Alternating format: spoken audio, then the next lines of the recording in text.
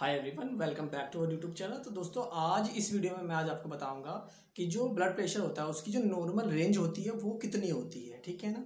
और ये बात करेंगे कि होता क्या है blood pressure, systolic blood pressure क्या होता है, डायस्टोलिक ब्लड प्रेशर क्या होता है, कितनी रेंज पर हमें मेडिसिन की रिक्वायरमेंट होती है और किस बीपी होता है हमारा जब कितना होता है उस टाइम पे, जब ब्रेन हेमरेज होता है, पैरालिसिस होता है और किस कंडीशन को सीवियर कंडीशन बोला जाता है, मतलब सीरियस है, पेशेंट को रेफर कर दिया जाता है। तो उन सारी चीज़ों के बारे में आज डिस्कस करते हैं। तो चलिए वीडियो करते हैं स्टार्ट। दोस्तों वीडियो को स्टार्ट करने से पहले मेरी आपसे एक रिक्वेस्ट, अगर आपने अब तक चैनल को सब्सक्राइब नहीं किया है तो प्लीज़ चैनल को सब्सक्राइब करें और बेल आइकन को प्रेस करें ताकि आने वाली वीडियो की नोटिफिकेशन आप तक सबसे पहले पहुंच सके। तो चलिए वीडियो करते हैं स्टार्ट।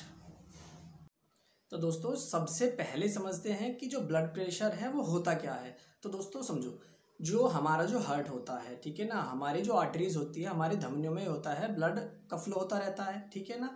अब उस टाइम पे जब हमारा जो आर्टरी है उसमें जो ब्लड का जो प्रेशर, जो ब्लड होता है वो प्रेशर बनाता है आर्टरी पे, तो उसी को बोला जाता है ब्लड प्रेशर, ठीक है।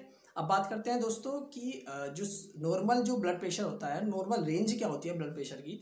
तो दोस्तों जो नॉर्मल रेंज होती है वो 120 और 120/80, ठीक है ना, mm/Hg होती है। मतलब ये सिस्टोलिक है, ऊपर जो बोलते हैं ना कि एक ऊपर वाला ब्लड प्रेशर है वो क्या है और नीचे वाला ब्लड प्रेशर क्या है। तो दोस्तों जो ऊपर वाला ब्लड प्रेशर होता है उसको बोला जाता है सिस्टोलिक ब्लड प्रेशर, और जो नीचे वाला जो ब्लड प्रेशर होता है उसको बोला जाता है दोस्तों डायस्टोलिक ब्लड प्रेशर, ठीक है ना।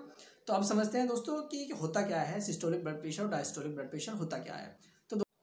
तो दोस्तों अगर हम बात करें जो सिस्टोलिक ब्लड प्रेशर होता है, तो दोस्तों जब हमारा जो हार्ट है, ठीक है ना, वो कॉन्ट्रैक्ट होता है, मतलब वो संकुचित होता है, तो उस टाइम पे हमारी जो धमनी है, हमारी जो आर्टरीज है हमारी, तो उनमें जो होता है ब्लड का प्रेशर उस टाइम पे कितना होता है उसको बोला जाता है दोस्तों सिस्टोलिक ब्लड प्रेशर। और दूसरे जो है डायस्टोलिक ब्लड प्रेशर कब बोलते हैं। और दोस्तों दूसरा जो होता है डायस्टोलिक ब्लड प्रेशर कब बोला जाता है, जब हमारा जो हार्ट होता है उसमें जो होता है हमारे दूसरे, मतलब पूरी बॉडी से जो ब्लड है वो हमारे हार्ट में जाता है, ठीक है ना। उस टाइम पे जो हार्ट होता है रिलैक्स हो जाता है। तो जब हार्ट हमारा रिलैक्स होता है तो उस टाइम पे जो हमारी आर्टरीज है उसमें जो प्रेशर होता है उसको बोला जाता है दोस्तों डायस्टोलिक ब्लड प्रेशर, ठीक है ना। तो दोस्तों अब बात करते हैं कि जो आपका जो हाइपरटेंशन है और हाइपोटेंशन की। तो दोस्तों बीपी जो होता है अगर बढ़ जाता है तो उसको कंडीशन को बोला जाता है हाइपरटेंशन, और बीपी अगर डाउन हो जाता है तो उसको बोला जाता है हाइपोटेंशन। अब बात करते हैं कि हाइपरटेंशन कितनी रेंज पे बोला जाता है। तो दोस्तों जो ब्लड प्रेशर होता है सिस्टोलिक की अगर हम पहले बात करें तो अगर वो है कि 120 से 140 तक अगर जा रहा है, ठीक है ना, और जो आपका जो डायस्टोलिक है वो है आपका 80 से लेके 90 तक, ठीक है ना, तो इसको बोला जाता है आपका प्री हाइपरटेंसिव कंडीशन इसको बोला जाता है, ठीक है। और अगर जो होता है दोस्तों इसके बाद अगर आपका जो ब्लड प्रेशर है वो 140 से अबव जाता है, 140 से लेके 160 तक जाता है, तो उसको बोला जाता है हाइपरटेंशन की फर्स्ट स्टेज होती है, क्योंकि हाइपरटेंशन की स्टेज होती है 3, ठीक है ना, 3 स्टेज होती है हाइपरटेंशन की। तो पहली स्टेज में तो होता है आपको बता दिया। सेकंड स्टेज में क्या होता है दोस्तों, आपका जो सिस्टोलिक ब्लड प्रेशर है वो होता है 160 से लेके 179 तक वो चला जाता है, और जो थर्ड स्टेज होती है उसमें जो होता है 180 से अबव चला जाता है ब्लड प्रेशर। उस कंडीशन में जो डायस्टोलिक ब्लड प्रेशर होता है वो आपका 100 से अबव होता है, ठीक है ना। तो दोस्तों ये था आपका सिस्टोलिक और डायस्टोलिक के बारे में मैंने आपको बता दिया। अब जो आपका जो मेडिसिन की अगर हम बात करें तो वो जो रिक्वायरमेंट होती है कि अगर वो 140 से अबव जा रहा है ब्लड प्रेशर, तो उस कंडीशन पे हमें मेडिसिन क्या देनी होती है पेशेंट को, ठीक है ना, अगर 140 से अबव है। और लेकिन अगर 120 से लेके 140 के बीच है तो हमें पेशेंट को एडवाइस करनी चाहिए कि वो अपने लाइफ स्टाइल को सुधारे, अपने खान पान को सुधारे, ठीक है ना, कि नमक वगैरह कम कर दे, स्ट्रेस ना ले अपने दिमाग पे, क्योंकि इसकी वजह से ये मेन कोज है जिसकी वजह से बीपी बढ़ता है। और अगर बीपी जो है 180 से अबव जा रहा है तो वो जो होती है सीरियस कंडीशन हो जाती है, ठीक है ना। और कभी कभी ऐसा होता है कि बीपी 200 से भी अबव चला जाता है, तो उस कंडीशन में क्या होता है, ब्रेन हेमरेज होने के चांस रहते हैं, ठीक है ना, हार्ट अटैक आने के चांस रहते हैं, पैरालिसिस आने के चांस रहते हैं, क्योंकि बॉडी में मतलब कुछ ना कुछ डैमेज हमारी बॉडी में होने लगता है अगर इतना बीपी हो जाए, ठीक है ना।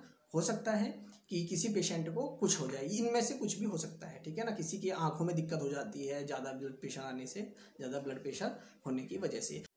दोस्तों अब बात करते हैं हाइपोटेंशन की कि हाइपोटेंशन कब बोला जाता है, कितने रेंज पे बोला जाता है। तो अगर जो ब्लड प्रेशर है वो 90 है, अगर हमारा 80 से 90 है, अगर हमारा जो सिस्टोलिक ब्लड प्रेशर है या उससे भी डाउन है, और जो डायस्टोलिक है वो 60 है या इससे भी डाउन है, तो उस कंडीशन को हाइपोटेंशन बोला जाता है। दोस्तों अब बात करते हैं कि जो नॉर्मल रेंज है वो कितना होना चाहिए। एक नॉर्मल पर्सन का जो आपका ब्लड प्रेशर है वो होना चाहिए दोस्तों 120 और 80, ठीक है ना। 120 सिस्टोलिक और 80 डायस्टोलिक होता है। लेकिन ये एज के अकॉर्डिंग भी होता है। अगर कोई पेशेंट है कि 60 ईयर का एज है या उससे ज़्यादा, 60 साल से ज़्यादा का कोई पेशेंट है, तो उसमें जो होता है 140 तक भी नॉर्मल माना जाता है, ठीक है ना। तो ये एज के अकॉर्डिंग वेरी करता है, ठीक है ना। तो दोस्तों ये था आपका ब्लड प्रेशर के बारे में, जो नॉर्मल रेंज होती है, कितने कंडीशन में सीरियस पेशेंट मतलब रेफर हमें कर देना चाहिए, ठीक है ना। और कब मेडिसिन की रिक्वायरमेंट होती है कितने ब्लड प्रेशर पे, और क्या क्या हमें प्रिकॉशंस बरतने चाहिए अगर बीपी बढ़ता है। आपको मैंने बता दिया, स्ट्रेस नहीं लेना, साल्ट का इंटेक कम कर देना है, ठीक है। तो ये चीज़ें हैं, आपको लाइफ स्टाइल सुधारनी है अपनी, ठीक है। तो दोस्तों आई होप वीडियो आपको अच्छी लगी। वीडियो अच्छी लगी तो प्लीज़ वीडियो को लाइक शेयर एंड सब्सक्राइब जरूर करें। तो मिलते हैं नेक्स्ट वीडियो में, तब तक के लिए जय हिंद, वंदे मातरम।